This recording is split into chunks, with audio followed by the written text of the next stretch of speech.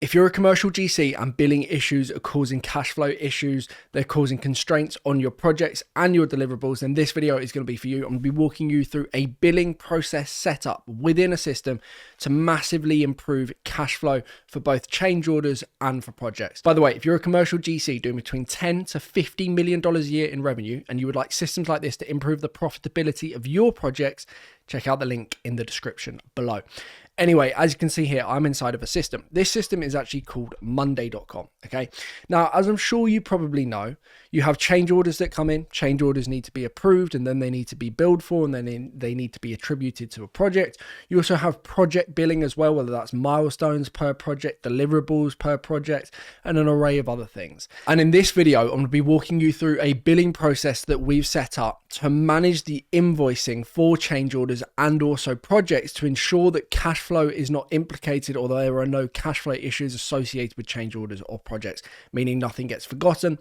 And as you can see here, you can see the new invoices that have been requested, the sent invoices, the 30 days, the 60 days, and the 90 days overdue, and ultimately the paid invoices. And then we have a dashboard to track all of this information.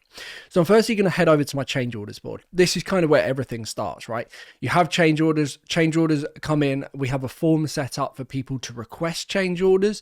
They're then associated with a project. They then work their way through the various stages of the process, from requested to in review to approved. Now, approved means that the change order has been accepted, but the invoice for that change order has not been paid yet. So what would happen in this particular instance is the status of a change order would be equal to approved. It would then create a new billing record on the billing process, as you can see here, and I'm going to demo that in a moment's time.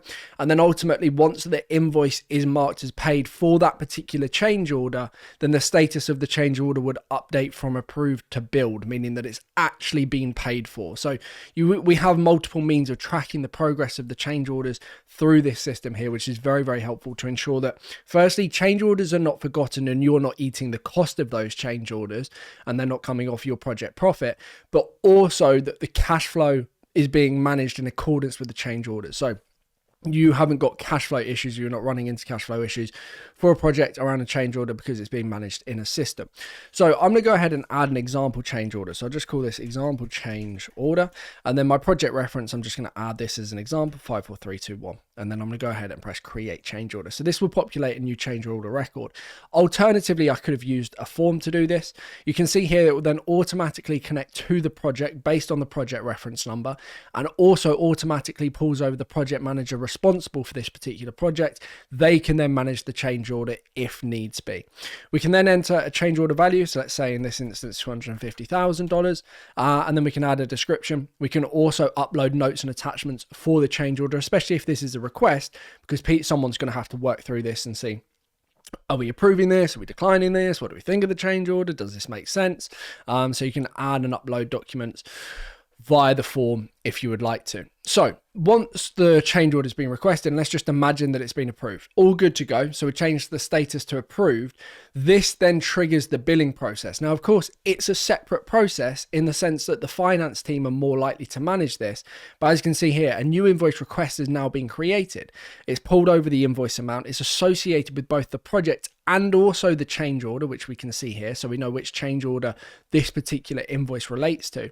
Now, in an ideal world, you would then integrate with your accountancy software, whatever your accountancy software is. But if not, this can still be done manually. So if your finance team then want to add in the invoice ID, so it might be 2556 as an example, then they can go ahead and change things. That we can obviously add further data points. So if you are a commercial GC doing between $10 to $50 million a year and you would like systems like this, it can be customized for your business, of course. So the invoice is now being requested. The finance team have prepared it and they've then gone ahead and sent it out to the client, so that then they would then change the status to sent. That moves to the sent area, and the due date is automatically set based on the payment terms of 30 days from the date in which the invoice was sent. And then we would just leave it as is. We don't need to touch anything. The only time we would need to update this is if the status is equal to paid. Now, if you've then got an integration, that can then automatically update when you're doing reconciliation on your accounts. Otherwise, you would just leave this as is This will automatically move to the various groups 30, 60, 90 days based on the due date or how many days after the due date this particular invoice is. The only thing that you would need to do is then change the status to paid. Now, once you go ahead and do that, and you'll notice here, our example change order is currently sat in the approved stage. If I go to my billing process and change the status to paid, so that then updates this invoicing billing process. I know all the outstanding invoices for all of the different projects, for all of the change orders, the amounts, when they're due. This will help us with cash flow management and everything else. And we've got loads of reports that we've set up for this. But then the change order will automatically update to billed as well, which is really important. So then you're not looking, well, why have we got $2 million worth of approved change orders that haven't been billed yet? There's now a billing process to accompany this to make sure that everything is actually getting billed for. You can see what's overdue by 30, 60, 90 plus days. If there's a particular project manager or a project that's always delayed, behind, or slow to pay, then you can track that information on here very, very easily. And of course, cash flow stuff as well. Now, this billing process also works with projects as well. So if you wanted to manage the milestones associated with the project and you mark off those milestones as you work through, and when that milestone is marked off, it then automatically creates a new billing record or an invoice request, and then the invoice needs to be raised in accordance with the project, sent to the client, and then you've got the 30, 60, 90 day process, and then ultimately paid as well. That can work exactly the same. Again, if you are a commercial GC doing between $10 to $50 million a year in revenue, do you like us to do things like this? Check out the link in the description below, book a call with me and we can have a chat. But that's the idea. Anyway, this is how the process works. We then have the billing dashboard. This is pretty much all the information you could possibly need for billing. Again, you can add more information. We can remove information as well.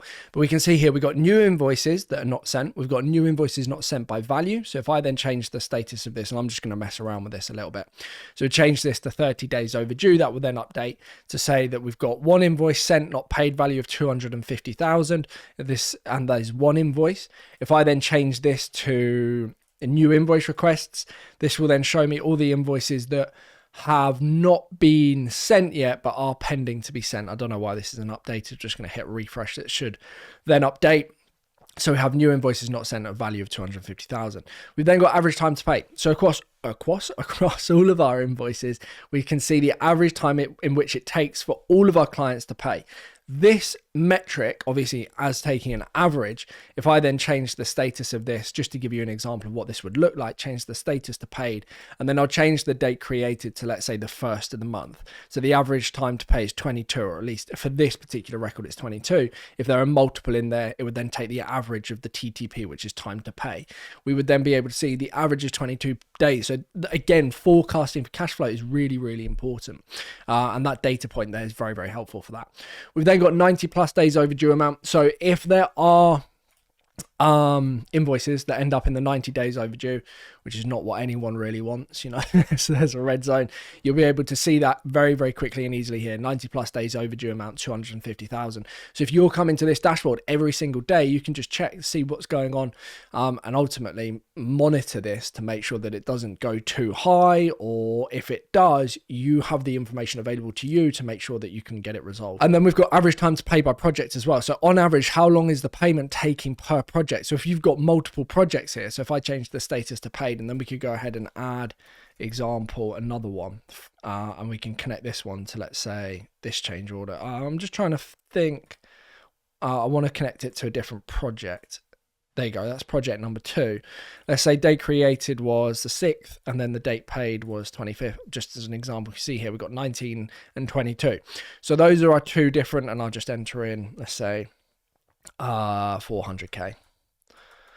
There we go. Cool. So now I could go to my billing dashboard. I'll be able to see average time to pay per project. Project 2 is taken on average 19 days. That's an accumulation of all of the invoices associated with that particular project.